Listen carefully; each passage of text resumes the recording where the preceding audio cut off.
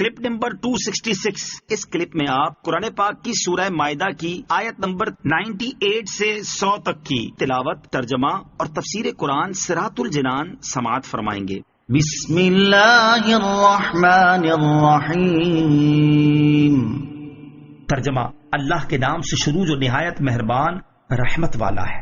اعلموا ان اللہ شدید العقاب وان اللہ غفور رحیم۔ ترجمہ: جان رکھو کہ اللہ سخت عذاب دینے والا بھی ہے اور اللہ بخشنے والا مہربان بھی ہے۔ اعلموا ان اللہ شدید العقاب، جان رکھو کہ اللہ سخت عذاب دینے والا بھی ہے۔ ارشاد فرمایا گیا کہ جان رکھو کہ اللہ عز و جل سخت عذاب دینے والا بھی ہے اور اللہ عز و جل بخشنے والا مہربان بھی ہے۔ تو حرم اور احرام کی حرمت کا لحاظ رکھو۔ اللہ تعالیٰ نے اپنی رحمتوں کا ذکر فرمانے کے بعد اپنی صفت شدید العقاب ذکر فرمائی تاکہ خوف و امید سے ایمان کی تکمیل ہو۔ اس کے بعد صفت غفور الرحیم بیان فرما کر اپنی وسعت رحمت کا اظہار فرمایا۔ ما علی الرسول الا البلاغ واللہ یعلم ما تبدون وما تکتمون۔ ترجمہ: رسول پر صرف تبلیغ لازم ہے اور اللہ جانتا ہے جو تم ظاہر کرتے اور جو تم چھپاتے ہو۔ ما علی الرسول الا البلاغ، رسول پر صرف تبلیغ لازم ہے۔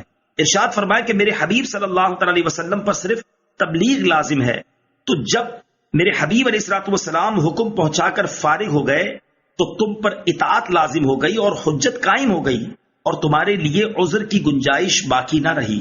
اس میں تاجدار رسالت صلی اللہ علیہ وسلم کی بے نیازی بھی مذکور ہے کہ وہ تمہارے حاجت مند نہیں بلکہ تم ان کے محتاج ہو۔ اگر کوئی بھی ان کی اطاعت نہ کرے تو ان کا کچھ نہ بگڑے گا کیونکہ وہ تبلیغ فرما چکے۔ جیسے سورج سے اگر کوئی نور نہ لے تو سورج کو کوئی نقصان نہیں بلکہ نقصان اسی کا ہے جو سورج سے نور نہیں لے رہا۔ واللہ یعلم ما تبدون وما تکتمون، اور اللہ جانتا ہے جو تم ظاہر کرتے اور جو تم چھپاتے ہو، یعنی تمہارے ظاہری اور باطنی احوال میں سے کوئی چیز اللہ تعالیٰ سے مخفی نہیں ہے، لہذا جیسے تمہارے اعمال ہوں گے اللہ تعالیٰ ویسی تمہیں جزا دے گا۔ قل لا يستوي الخبيث والطيب ولو أعجبك كثرة الخبيث فاتقوا الله يا أولي الألباب لعلكم تفلحون۔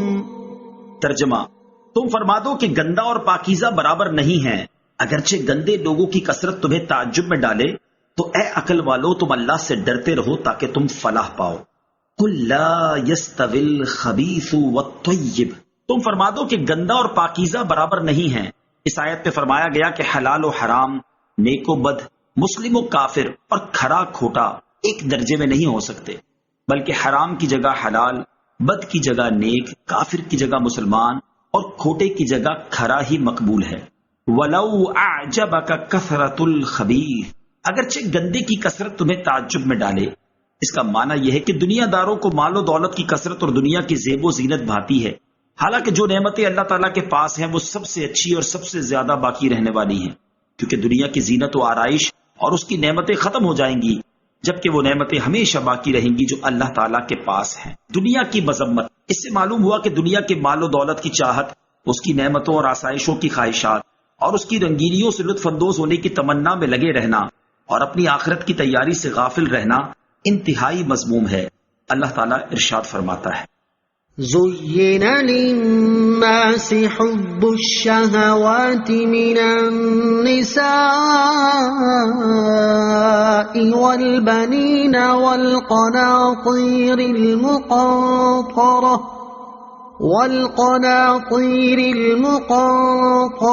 من الذهب والفضة والخيل المسومة والأنعام والحرث ذلك متاع الحياة الدنيا والله عنده حسن المآب۔ ترجمہ: لوگوں کے لیے ان کی خواہشات کی محبت کو آراستہ کر دیا گیا یعنی عورتوں اور بیٹوں اور سونے چاندی کے جمع کیے ہوئے ڈھیروں اور نشان لگائے گئے گھوڑوں اور مویشیوں اور کھیتیوں کو ان کے لیے آراستہ کر دیا گیا۔ یہ سب دنیاوی زندگی کا ساز و سامان ہے اور صرف اللہ کے پاس اچھا ٹھکانہ ہے۔ اور ارشاد فرماتا ہے وَمَن يُرِدْ ثَوَابَ الدُّنْيَا نُؤْتِهِ مِنْهَا وَمَن يُرِدْ ثَوَابَ الْآخِرَةِ نُؤْتِهِ مِنْهَا وَسَنَجْزِي الشَّاكِرِينَ۔ ترجمہ، اور جو شخص دنیا کا انعام چاہتا ہے ہم اسے دنیا کا کچھ انعام دے دیں گے، اور جو آخرت کا انعام چاہتا ہے ہم اسے آخرت کا انعام عطا فرمائیں گے، اور ان قریب ہم شکر ادا کرنے والوں کو صلہ عطا کریں گے۔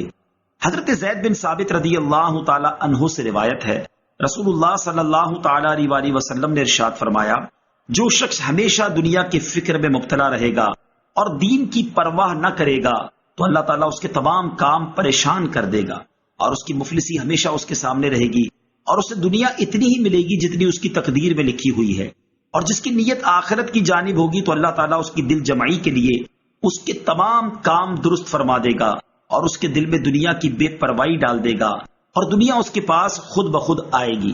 ام المومنین حضرت عائشہ صدیقہ رضی اللہ تعالی عنہا سے روایت ہے، حضور اقدس صلی اللہ تعالی علیہ وسلم نے ارشاد فرمایا، دنیا اس کا گھر ہے جس کا آخرت میں کوئی گھر نہیں، اور اس کا مال ہے جس کا دوسرا کوئی مال نہیں، اور دنیا کے لیے وہ آدمی جمع کرتا ہے جس کے پاس عقل نہیں۔ حضرت ابو موسیٰ اشعری رضی اللہ تعالیٰ عنہ سے روایت ہے، نبی اکرم صلی اللہ تعالی علیہ وسلم نے ارشاد فرمایا، جس نے اپنی دنیا سے محبت کی اس نے اپنی آخرت کو نقصان پہنچایا، اور جس نے اپنی آخرت سے محبت کی اس نے اپنی دنیا کو نقصان پہنچایا۔ پس تم فنا ہونے والی دنیا پر باقی رہنے والی آخرت کو ترجیح دو۔ اللہ تعالیٰ تمام مسلمانوں کو اپنی دنیاوی بہتری کے ساتھ ساتھ اپنی اخروی تیاری کی طرف بھی توجہ کرنے اور اس کے لیے بھرپور کوشش کرنے کی توفیق عطا فرمائے، آمین۔